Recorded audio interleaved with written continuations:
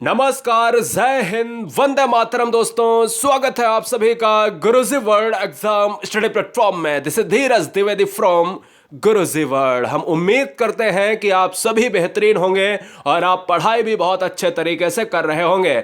आज की यह वीडियो जीके के शतक पर आधारित होगी, यानी बिना रुके देखेंगे जीके के टॉप 100 क्वेश्चंस। ये वही क्वेश्चन है जो एग्जाम पॉइंट ऑफ व्यू से बहुत इंपॉर्टेंट है। एक भी क्वेश्चन को मिस मत करना, ईमानदारी से वीडियो देखना, जितनी देखना बहुत ईमानदारी से। जो क्वेश्चन इंपॉर्टेंट है वो नोट डाउन कर लेना। यह रिवीजन रहेगा आपका पूरे जीएस का निचोड़ 100 क्वेश्चन में एनसीईआरटी में रखा है।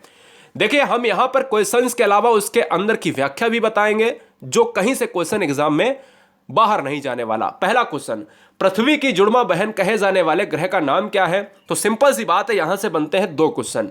एक तो बच्चा परेशान रहता है कि सर ये बताओ कि पूरे सोलर सिस्टम में सबसे गर्म ग्रह कौन सा है। तो बच्चों को लगता है कि बुध अगर पास में है सूर्य से तो वही गर्म है। जी नहीं, सोलर सिस्टम का, पूरे सौरमंडल का सबसे गर्म ग्रह कौन सा है? वो है शुक्र है। और पृथ्वी की जुड़वा बहन भी किसे कहा जाता है? शुक्र को कहा जाता है। क्यों कहा जाता है? क्योंकि पृथ्वी जैसी क्रियाएं शुक्र पर भी मिलती हैं, इसलिए इस चीज को याद रखना है। पहला क्वेश्चन बहुत जबरदस्त है। दूसरा पॉइंट क्या है? भारतीय वन सर्वेक्षण का मुख्यालय कहां पर है? Dehradun, part of Uttarakhand. याद रखिएगा, वन सर्वेक्षण जो एग्जाम में, छोटे बड़े एग्जामों में लगभग 15 से भी ज्यादा बार पूछा जाने वाला क्वेश्चन है। देहरादून कहां पर है? उत्तराखंड में है। उत्तराखंड में एक और पॉइंट याद रखना है, फूलों की घाटी, फ्लावर्स वैली कहां पर है? उत्तराखंड में। भारत में चंदन की लकड़ी के वन सबसे अधिक कहां पर पाए जाते हैं? कर्नाटक। हम सभी जानते हैं कि जो पार्ट है कर्नाटक का, वो कहीं ना कहीं दक्षिण भारत का पार्ट है। यहां पर कर्नाटक में क्या है? कॉफी भी सबसे ज्यादा पाई जाती है और चंदन भी सबसे ज्यादा पाए जाते हैं। अच्छा, अगला क्वेश्चन ये कह रहा है कि नोबेल पुरस्कार प्राप्त करने वाले प्रथम भारतीय कौन थे? तो वो, उनका नाम होगा रविंद्रनाथ टैगोर। कोई बच्चा मुझे ये बताएगा कि रविंद्रनाथ टैगोर को किस कृति पर नोबेल पुरस्कार मिला था?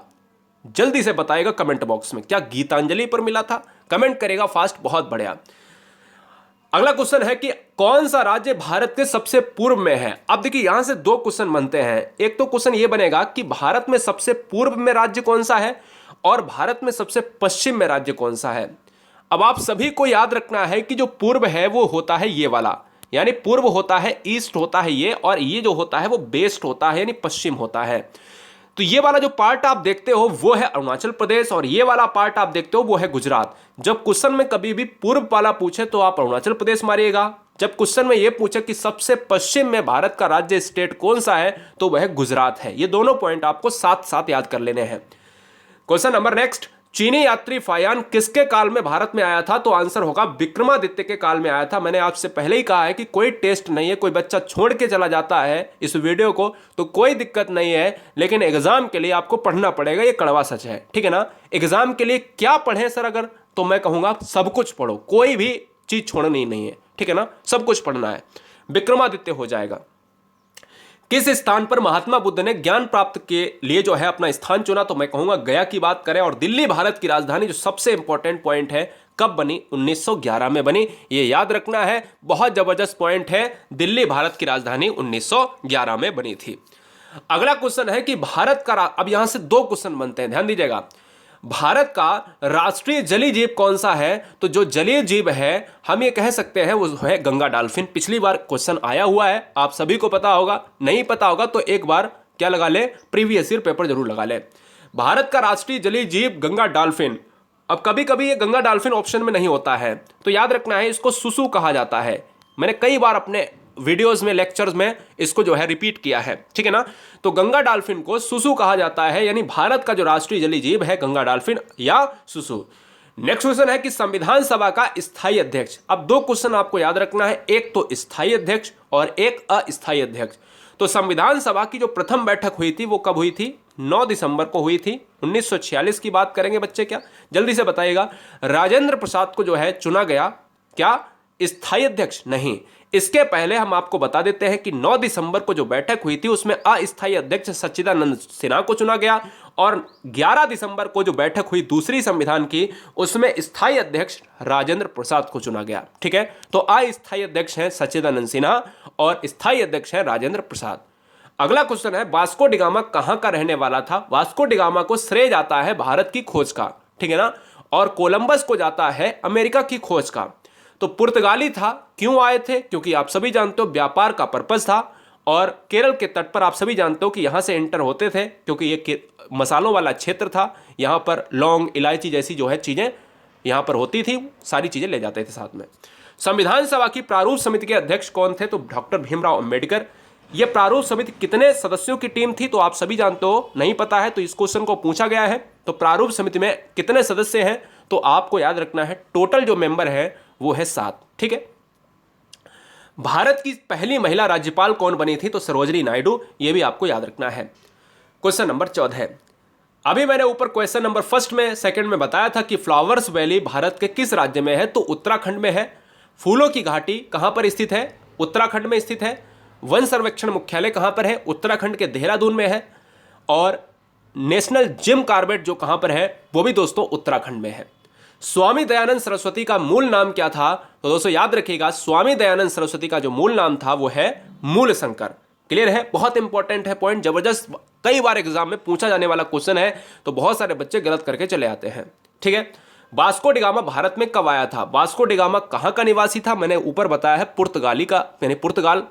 और कब आया था? 1498 में आया था। इस चीज को भी आपको याद रखना है, बहुत जबरदस्त पॉइंट है। मोहम्मद गौरी किस वंश का शासक था?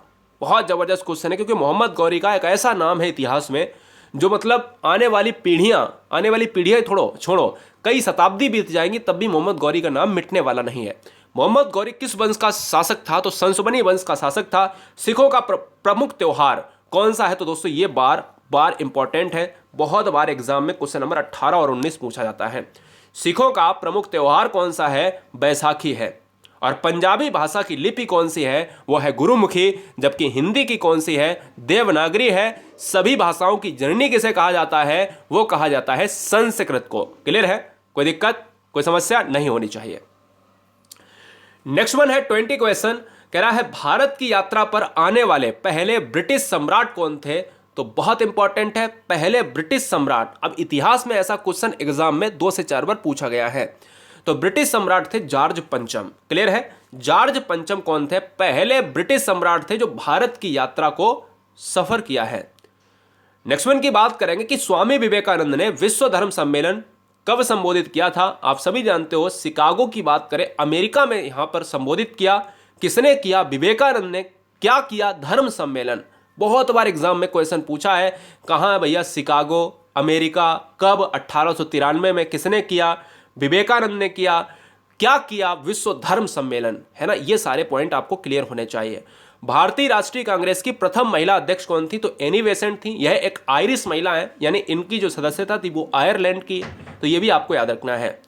21 नवंबर 1947 को स्वतंत्र भारत का पहला डाक यानी प्रथम डाक टिकट किस नाम से जारी हुआ? क्या जबरदस्त क्वेश्चन है।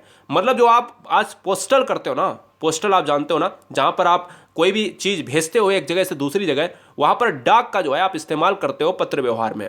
तो वहां पर एक टिकट आप लगाते हो, बिना टिकट के कोई पत्र जाएगा नहीं। तो टिकट जो जारी किया था वो उसका नाम था जय हिंद। क्लियर है?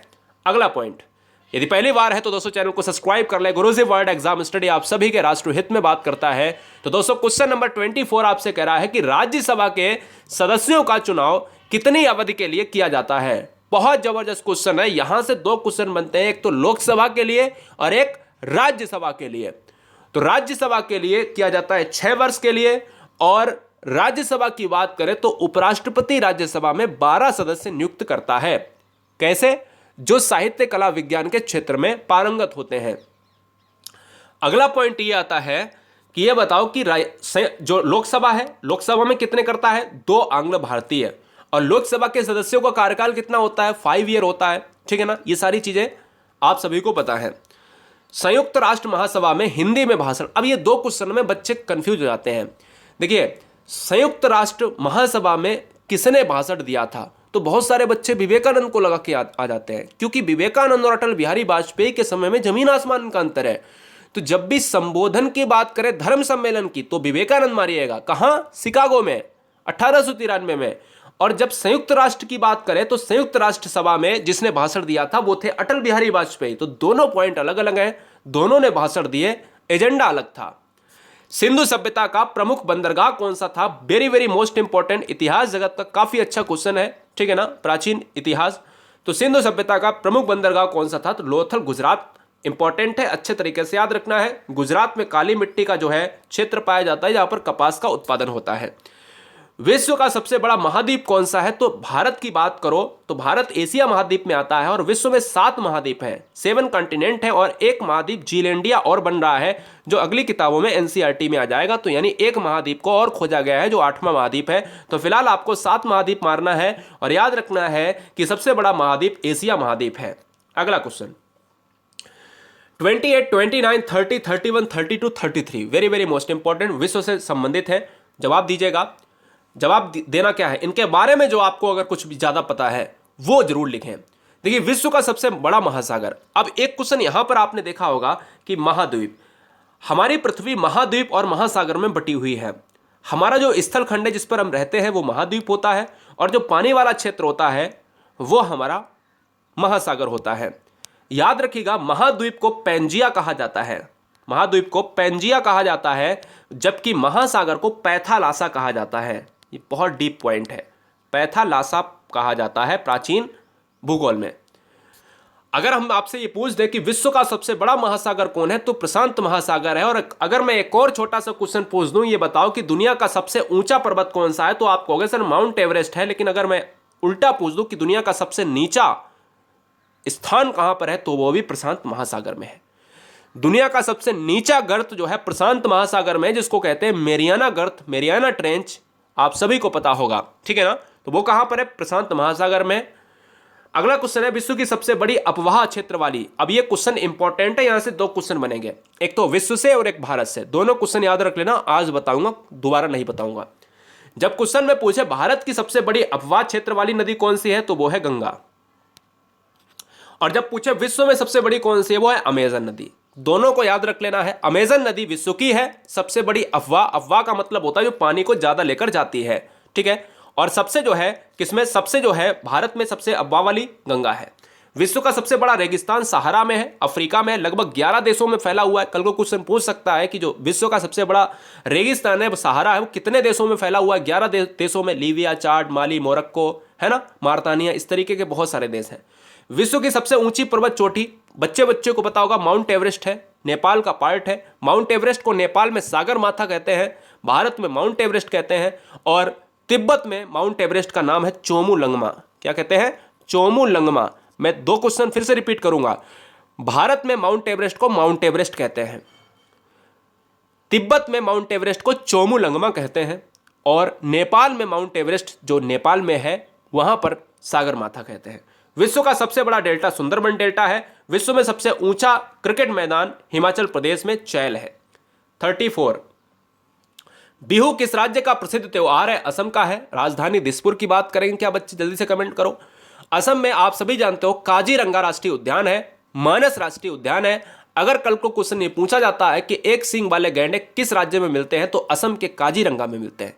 इतने बहुत सारे क्वेश्चन, हर क्वेश्चन से 4-4 क्वेश्चन बता रहे हैं। थोड़ा सा ध्यान रखिएगा कि क्वेश्चन कहां से बनेंगे, इससे बाहर नहीं जाएंगे। 100 क्वेश्चन जरूर करा रहे हैं, लेकिन 4000 से 5000 क्वेश्चन के बराबर करा रहे हैं।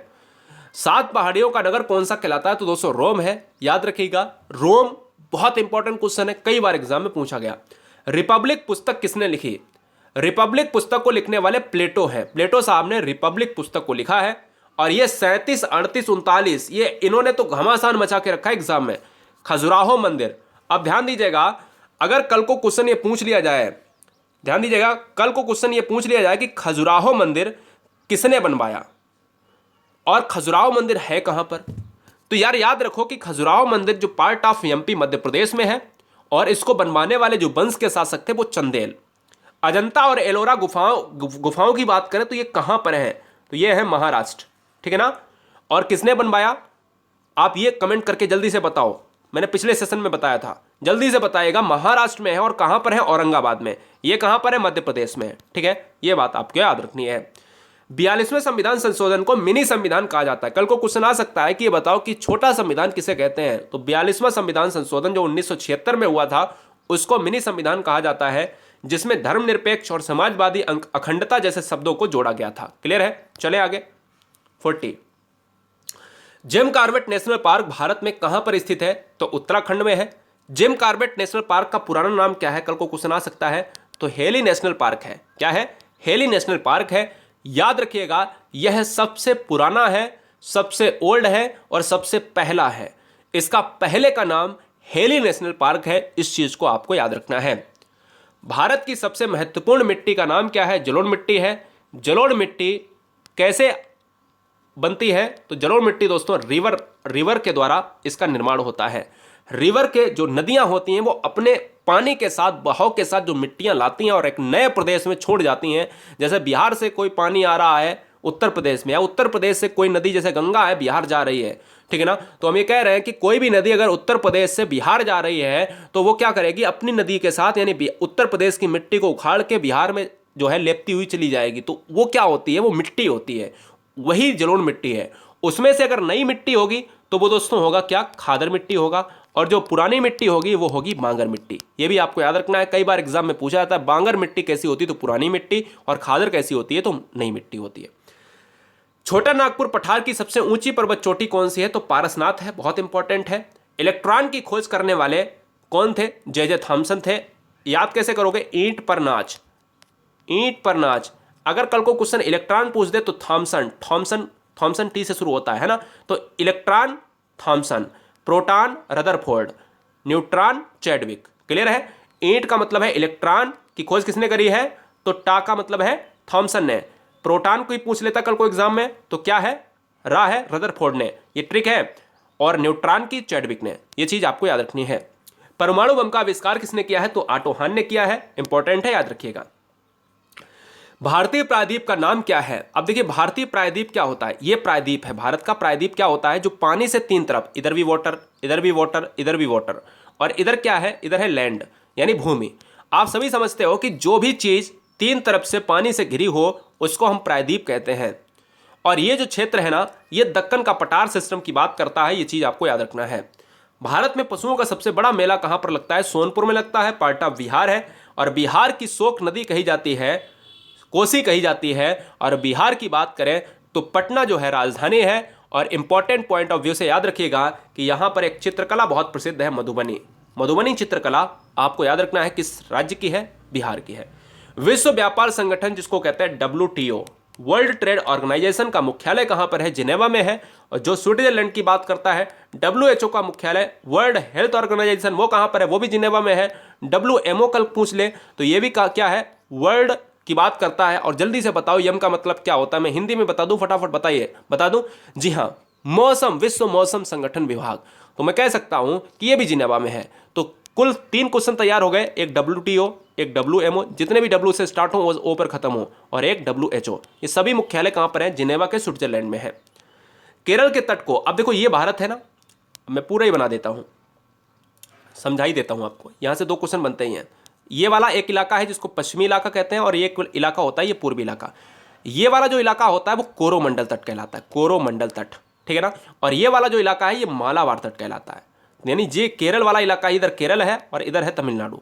तो आपको याद रखना है, जब ये वाला पश्चिम वाला इलाका, तमिलनाडु वाला इलाका पूछे तो कोरोमंडल मारना है। और अगर केरल वाला पूछे, पूर्व वाला, पश्चिम वाला पूछे तो फिर आपको क्या मारना है? मालाबार, है ना। तो तमिलनाडु जो है आपका पूर्व में है और ये वाला आपका पश्चिम में है। क्लियर है?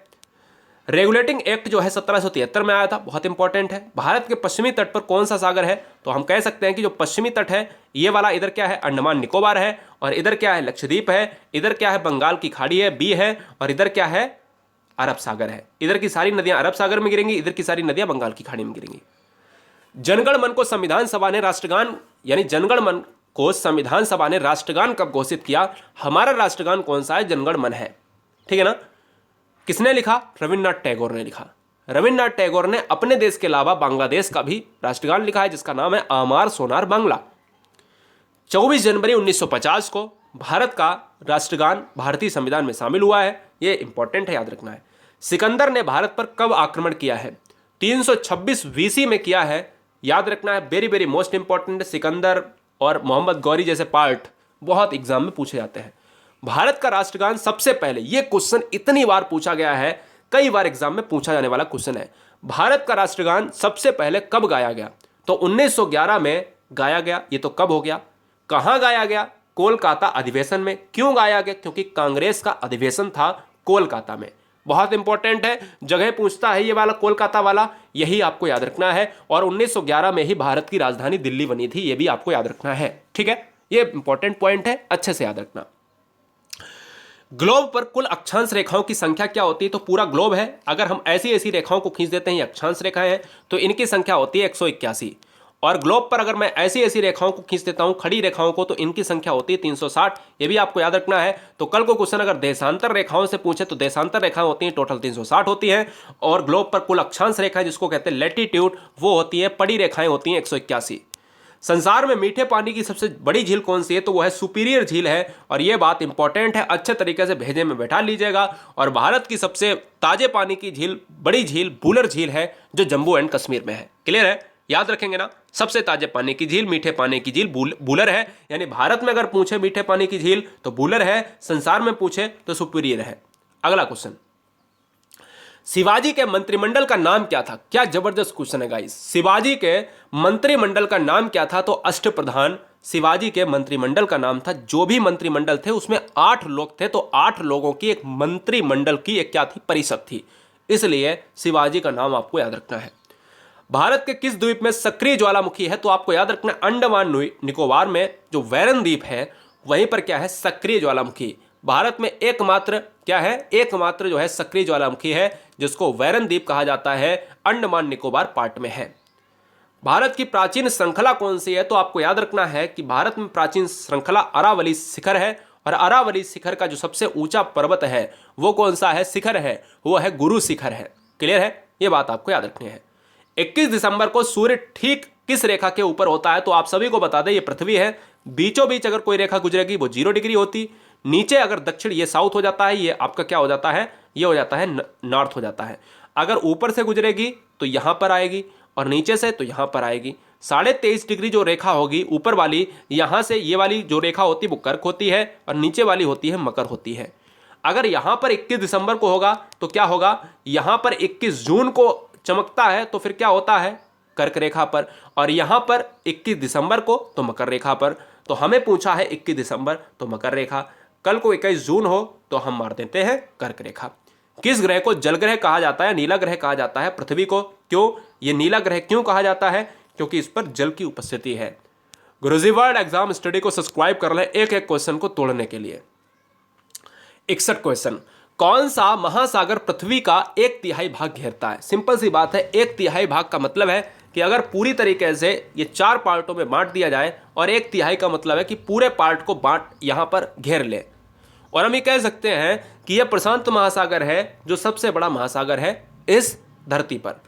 जून सितंबर के दौरान तैयार होने वाली फसलों को क्या कहा जाता है? खरीफ कहा जाता है। यह भी आपको याद रखना है। और भारत श्रीलंका के बीच बहुत इंपॉर्टेंट स्टार बना के लिख लेना है, कई बार एग्जाम में पूछा जाने वाला क्वेश्चन है। भारत श्रीलंका की जो खाड़ी है, यानी ये भारत है और ये श्रीलंका लटका हुआ है, इनके बीच की जो खाड़ी है वो कौन सी खाड़ी है? वो मन्नार की खाड़ी है। और याद रखना है कि मन्नार की खाड़ी, आदम ब्रिज, रामेश्वरम पार्ट, जितने भी ऐसे पार्ट हैं, पाक स्टेट, कल को ये क्वेश्चन आ जाए कि जो आपका इंडिया है और ये श्रीलंका है, किससे अलग होता है? तो PALK, पाक स्टेट से अलग होता है। ठीक है ना, यानी पाक जल संधि के द्वारा अलग होता है। ऑस्कर पुरस्कार किस क्षेत्र में दिया जाता है? तो फिल्म के क्षेत्र में दिया जाता है। ग्रैमी अवार्ड किस क्षेत्र में दिया जाता है? संगीत के क्षेत्र में दिया जाता है।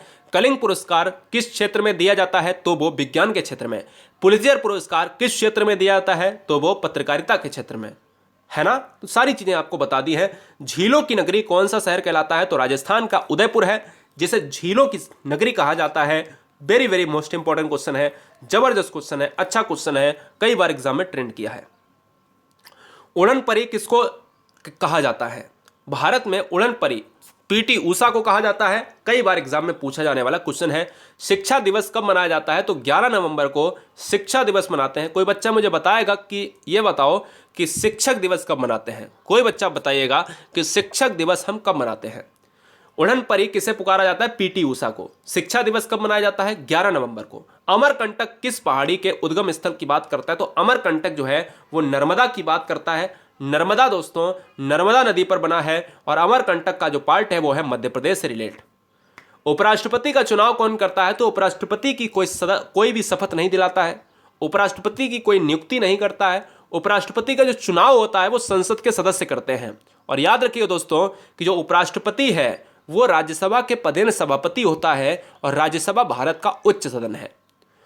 राष्ट्रीय मतदाता दिवस इंपॉर्टेंट है क्योंकि इस समय मतदान का क्रेज चल रहा है। जहां देखो वहां मतदान ही चल रहे हैं, जहां देखो वहां मतदान की बातें चल रही हैं, वोटिंग की बात हो रही, ये हो रहा है वो हो रहा। तो इसलिए इस चीज को आपको याद रखना है कि मतदाता दिवस कब मनाया जाता है? तो 25 जनवरी को मतदाता दिवस मनाया जाता है, ये भी आपको याद रखना है। क्लियर है? चले 30 क्वेश्चन बहुत ध्यान से सुनिएगा, जो लास्ट के 30 प्रश्न बने हैं। श्रीनगर की स्थापना किसने करी थी? तो श्रीनगर की स्थापना राजा अशोक के द्वारा करी गई थी। और भारत की जो जम्मू कश्मीर की जो राजधानी है श्रीनगर की बात कर ले तो ये किस नदी पर बना हुआ है? तो आप कहोगे सर झेलम नदी पर है, ठीक है ना। भारतीय संविधान में कुल कितनी अनुसूचियां हैं? तो यहां से 2 क्वेश्चन आएंगे। कल को यहां पर लिख जाए भारतीय मूल संविधान में कुल कितनी है, तो आंसर हो जाता 8। जब केवल लिखा हो भारतीय संविधान में तो आंसर जाएगा 12।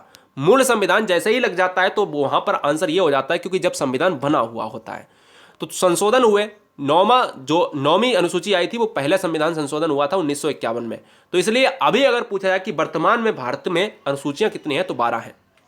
जय जवान जय किसान जय विज्ञान का नारा भारतीय ने दिया है, वो कौन सा भारतीय है? वो है अटल बिहारी वाजपेयी, जिन्होंने संयुक्त राष्ट्र महासभा में संबोधित किया था अपना वक्तव्य। भारत में कुल कितने उच्च न्यायालय हैं? तो इस समय जो हाई कोर्ट है, ध्यान दीजिएगा, high court, supreme court Bharat में कितने हैं? मात्र 1 है सुप्रीम कोर्ट। कहां है? दिल्ली में है। यह भी आपको याद रखना है। भारत में कुल कितने उच्च न्यायालय हैं? 25 हैं। अब बढ़कर संख्या यहां पर 25 हो चुकी है। नई अपडेट में 25 से 26 भी हो जाएंगे, 26 से 27 भी हो जाएंगे, टेंशन नहीं लेना। मेघदूत किसकी रचना है? तो कालिदास की है। इंपॉर्टेंट है, अच्छे तरीके से याद रखना है। भारत का सर्वोच्च खेल पुरस्कार कौन सा है? तो खेल रत्न पुरस्कार। कई बार एग्जाम में पूछा जाने वाला प्रश्न है, क्योंकि कई बार जो जितने भी खिलाड़ी हैं उनको दिया जाने वाला पुरस्कार है, वो फिर किसी भी क्षेत्र का खिलाड़ी हो, जरूरी नहीं वो क्रिकेट का हो, वो पोलो का हो सकता है, हॉकी का हो सकता है, फुटबॉल का हो सकता है, किसी का भी हो सकता है, बैडमिंटन का हो सकता है, क्रिकेट का हो सकता है। भारत का सर्वोच्च खेल पुरस्कार राजीव गांधी खेल पुरस्कार है। कौन सा अभ्यारण्य एक सींग वाले गैंडे के लिए प्रसिद्ध है? काजीरंगा। कहां पर है? असम में। मानस कहां पर है? मानस भी असम में है और काजीरंगा भी असम में है। गाइस क्लियर है? बहुत तेजी से यह वीडियो आप सभी के दिमाग में फीड हो रही होगी। हम उम्मीद करते हैं कि जो क्वेश्चन नोट करने वाला है वही नोट करना, फालतू का क्वेश्चन नोट नहीं होना चाहिए। किस देश की समुद्री सीमा सबसे बड़ी है? अब देखो, भारत किसके साथ सबसे बड़ी समुद्र जो सीमा लगाता है? वो लगाता है बांग्लादेश के साथ, स्थलीय सीमा लगा देता है, या कैसी भी सीमा आप बात करो। लेकिन अगर पूछा जाए कि सबसे समुद्री सीमा जो सबसे बड़ी है वो है कनाडा की। नाथुला दर्रा किस राज्य में स्थित है? इंपॉर्टेंट है, याद रखना है, कई बार एग्जाम में पूछा जाने वाला क्वेश्चन है, क्योंकि यहां पर विवादों में रहता है ये दर्रा, और चाइना और भारत के बीच में ये जो है सिक्किम का नाथुला दर्रा काफी विवाद में रहता है। कोलकाता किस नदी के किनारे बसा हुआ है? तो कोलकाता जो है पश्चिम बंगाल की राजधानी है, जहां पर चुनावी सिस्टम का दौर चला, ठीक है ना, आप सभी ने देखा। और कोलकाता किस नदी के किनारे है दोस्तों? तो हुगली नदी के किनारे है। और कोलकाता को कहा जाता है डायमंड हार्बर कहा जाता है। ये भारत का डायमंड हार्बर कहलाता है। इंपॉर्टेंट है, अच्छा है। अगला क्वेश्चन, डिस्कवरी ऑफ इंडिया पुस्तक किसके द्वारा लिखी गई? तो डिस्कवरी ऑफ इंडिया पुस्तक जो है लिखी गई है जवाहरलाल नेहरू के द्वारा। संसद का उच्च सदन राज्यसभा है। राज्यसभा कौन से अनुच्छेद में? 80 अनुच्छेद में आता है। और निम्न सदन कौन सा है? लोकसभा है। सन 1954 में भारत चीन समझौता हुआ। अच्छा क्वेश्चन है, कब हुआ? 1954 में। यह किस नाम से जाना जाता है? अब यहां से 2 क्वेश्चन याद रखिएगा, किसने किया और कब किया, और यह समझौता किसके बीच, और उस समझौता का नाम क्या है? कम से कम 4 से 5 क्वेश्चन याद रख लो। जब क्वेश्चन में आया कि भारत चीन समझौता कब हुआ, पहला क्वेश्चन 1954 में। जब दूसरा क्वेश्चन क्या, तो आप कहोगे इंडो चीन, किसका? आईसी है ना, इंडो चीन। तीसरा, इस समझौते को क्या नाम दिया गया? पंचशील समझौता, है ना, तो पंचशील समझौता। और इस समझौते को किया किसने? भारत की तरफ से नेहरू ने। तो याद रखना है, जवाहरलाल नेहरू ने पंचशील समझौता किया, और किसके बीच? भारत चीन के बीच। कब किया? 1954 में। पंचतंत्र के लेखक कौन है? तो विष्णु शर्मा है। राष्ट्रपति को शपथ कौन दिलाता है? तो जो सर्वोच्च न्यायालय यानी आपका सुप्रीम कोर्ट होता है, माननीय सुप्रीम कोर्ट का मुख्य न्यायाधीश जो होता है वो दिलाता है भारत के राष्ट्रपति को शपथ। और भारत का राष्ट्रपति पहला नागरिक होता है देश का। भारत में गन्ने का सर्वाधिक उत्पादन किस राज्य में होता है? तो भारत का गन्ने का जो सर्वाधिक उत्पादन होता है वो उत्तर प्रदेश में होता है। और यूपी की बात करें तो आलू का उत्पादन भी सबसे ज्यादा होता है। यूपी की बात करें तो कटोरा भी कहा जाता है, चीनी का कटोरा। क्लियर है? चलिए, विश्व का चीनी का कटोरा क्यूबा कहा जाता है। भारत में ब्रह्मा जी का एकमात्र मंदिर कहां पर है? तो वो है पुष्कर, राजस्थान में। अच्छा क्वेश्चन है। जितने बच्चे यहां से हमें कमेंट करें कि इतने बच्चे यहां से हैं। ब्रिटिश संसद के लिए चुने जाने वाले पहले भारतीय कौन थे? कई बार एग्जाम में इतिहास में पूछा गया आधुनिक भारत का क्वेश्चन है, कई बार एग्जाम में पूछा जाने वाला क्वेश्चन है। ब्रिटिश संसद के रूप में यहां पर दादा भाई नौरोजी, बहुत इंपॉर्टेंट पॉइंट है। ठीक है। योजना आयोग का प्रथम अध्यक्ष कौन होता है? तो योजना आयोग की स्थापना 1950 में हुई थी। योजना आयोग की जगह पर नीति आयोग को लाया गया है, जो 2015 में लाया गया है। क्या जल्दी से बताएंगे? योजना आयोग का प्रधानमंत्री ही होता है और नीति आयोग का भी प्रधानमंत्री होता है, इसलिए दोनों चीजों को आपको याद रख लेना है। सांची के स्तूप का निर्माण किसने कराया था? तो सांची के स्तूप का निर्माण अशोक ने कराया था। कहां कराया? मध्य प्रदेश में कराया। सांची का स्तूप जो बनवाया था वो किसके कहने पर अशोक ने बनवाया? अपनी पत्नी के कहने पर बनवाया। स्तूपों के लिए किसका नाम प्रसिद्ध है? अशोक का, राजा अशोक का नाम प्रसिद्ध है। कलिंग युद्ध से किसका संबंध है? राजा अशोक का संबंध है। श्रीनगर किसने बसवाया? राजा अशोक ने बसवाया। कितने क्वेश्चन आप करोगे? लास्ट के 10 प्रश्न बहुत इंपॉर्टेंट। भारतीय राष्ट्रीय कैलेंडर का पहला माह कौन सा है? तो चैत्र है। मिड डे मील योजना किस वर्ष शुरू हुई? तो आपको याद रखना है 1995 में। देखिए मजा आ गया होगा, यहां तक जितने बच्चे डट गए होंगे ना इस वीडियो में, पूरा रिवीजन हो गया होगा, मजा आ गया। मैंने पहले ही बोल दिया इस वीडियो में कोई टेस्ट नहीं आपका ले रहे हैं, बस हमें यह देखना है कि आपका कितना ज्ञान सुपर हो जाता है एग्जाम के लिए। हमें तो एग्जाम के लिए तैयार करना है। हम यहां पर 1 मिनट के लिए आपका टेस्ट ले भी लें तो इसका कोई मतलब नहीं रह जाता है। हम तो बस ये चाहते हैं एग्जाम क्रैक हो जाए। मिड डे मील योजना कब शुरू हुई? तो 1995 में शुरू हुई और सरकारी स्कूलों में खाना का वितरण स्टार्ट हुआ। जिस समय सबसे पहले स्टार्ट हुई थी उस समय अनाज दिया जाता था और बाद में लगभग 2000 और 2002 के बीच में खाना का वितरण हुआ। तो क्वेश्चन में यह आ सकता है कि ये बताओ कि सबसे पहले जो है अनाज का वितरण हुआ या मिड डे मील में खाना पका हुआ? तो पका हुआ भोजन 1995 में नहीं, पहले अनाज दे दिया जाता था। जैसे लोगों को पता चला कि अनाज देने से लोग जो है बेच लेते हैं और बच्चों को लगता ही नहीं है, कुछ शरीर में बच्चों के जाता ही नहीं है, तो फिर सरकार ने क्या किया कि भैया अनाज नहीं देंगे, क्योंकि परिवार वाले बेच लेते थे। तो फिर 2000 से 2002 के बीच में दशक में एक ऐसा प्लान जो है किया कि जिससे क्या हुआ कि उनको खाना वहीं पर बनवाने लगे और खिलाने लगे प्राइमरी और जूनियर में, है ना। गांधी जी किसे अपना राजनीतिक गुरु मानते थे? गोपाल कृष्ण गोखले को। और कोणार्क का मंदिर जो है वो कहां पर है? ओडिशा में है, ये बात याद रखना है। और झंडे को संविधान सभा ने कब राष्ट्रीय झंडे के रूप में? 22 जुलाई 1947 को। और मैंने ऊपर अभी बताया था, जल्दी से बताओ, क्या 24 जनवरी बताया था? जल्दी से बताओ कमेंट करके कि राष्ट्रगान कब अपनाया था। तो झंडे की बात करें तो 1947 में। ये बच्चे गलती कर लेते हैं कि 1950 भी ऑप्शन में होता है, 22 जुलाई 1950 या 26 जनवरी 1950 होता, मार के चले आते। नहीं, झंडे को सबसे पहले अपनाया गया था, याद रख लीजिएगा। कैबिनेट मिशन के बाद झंडे को संविधान सभा ने क्या अपनाया था? 22 जुलाई 1947 को। और लास्ट के 5 प्रश्न ये बच्चे दोस्तों कि 23.5 डिग्री उत्तरी अक्षांश रेखा को कहते हैं कर्क रेखा। मैंने अभी आपको बताया, क्या बताया? मैंने अभी आपको बताया दोस्तों कि ये वाला पॉइंट है, क्या है ये वाला पॉइंट? ये वाला जो पॉइंट है आपका, यहां पर क्या है? 0 डिग्री है और ऊपर है 23.5 डिग्री, तो यही 23.5 डिग्री वाला पॉइंट पूछ रहा है कर्क रेखा। सौरमंडल की खोज किसने करी? कॉपरनिकस ने करी है। जो पठार चारों तरफ से पर्वतमालाओं से घिरे होते हैं वो कहलाते हैं अंतर पर्वतीय राज्य, यानी अंतर पर्वतीय जो राज्य पठारों के बीच में होते हैं वो अंतर पर्वतीय पठार कहलाते हैं। और पठार दोस्तों कैसे होते हैं? देखिए, पर्वत जो होता है वो ऐसा होता है और पठार ऐसा होता है, और यहां पर क्या होता है? फ्लैट होता है, ऊपर जो है आप खड़े हो सकते हो। ठीक है, ये आपको याद रखना है। पीर पंजाल श्रेणी भारत के किस राज्य में है? जम्मू कश्मीर में है। मुस्लिम लीग ने भारत विभाजन की मांग सबसे पहले कब की थी? 1940 में। दोस्तों मुझे नहीं पता कि आपने वीडियो को लाइक किया है या सब्सक्राइब किया है या नहीं किया है, लेकिन जितना भी पढ़ा है उतना सॉलिड पढ़ाया है और पूरी ताकत के साथ, पूरे जोश के साथ, जोश कम नहीं होने दिया और प्रश्नों की श्रृंखलाओं में प्रश्नों से समझौता नहीं किया और ज्ञान से समझौता नहीं होना चाहिए। हम ये उम्मीद करते हैं कि सिलेक्शन इस बार होना चाहिए और हर एग्ज़ाम इस बार फूटना चाहिए आपसे। याद रखिए, हर एग्ज़ाम को फोड़ दीजिए। हम उम्मीद करते हैं कि आपका परिवार तभी खुशहाल होगा गाइज। लोग क्या है ना, लोग आपसे मांगते हैं रिजल्ट, ये नहीं देखते हैं कि आपने कितने एग्जाम क्रैक किए, रिजल्ट देखते हैं कि आपकी नौकरी लगी या नहीं। आप बिल्कुल लास्ट का जो रिजल्ट होता है वही देखते हैं। इसलिए हर बहन हर भाई गुरुजी वर्ल्ड एग्जाम स्टडी प्लेटफॉर्म पे आए हैं तो चैनल को सब्सक्राइब जरूर करें और वीडियो को लाइक जरूर करें। यदि टेलीग्राम पर पीडीएफ चाहिए तो टेलीग्राम को सर्च करने के लिए GURUJI एक स्पेस WORLD और नीचे एक कमेंट बॉक्स में एक लिंक होगी जिसको पूरी तरीके से संविधान को देख लेना, आपको जल्दी से मिल जाएगी, ठीक है ना। तो गुरुजी वर्ड को GURUJI एक स्पेस है WORLD है, WORD नहीं है। सर्च करोगे एक भी क्वेश्चन, एक भी जो है स्पेलिंग मिस्टेक ना हो, ऐसा लोगो मिल जाएगा। टेलीग्राम पर ज्वाइन कर लेना। वंदे मातरम, इंकलाब जिंदाबाद। Thanks for watching video Guruji world exam study. अपने दोस्तों को जरूर शेयर करिए, 5 दोस्तों को जरूर शेयर करिएगा, ये आपसे हमारा निवेदन है। इंकलाब जिंदाबाद।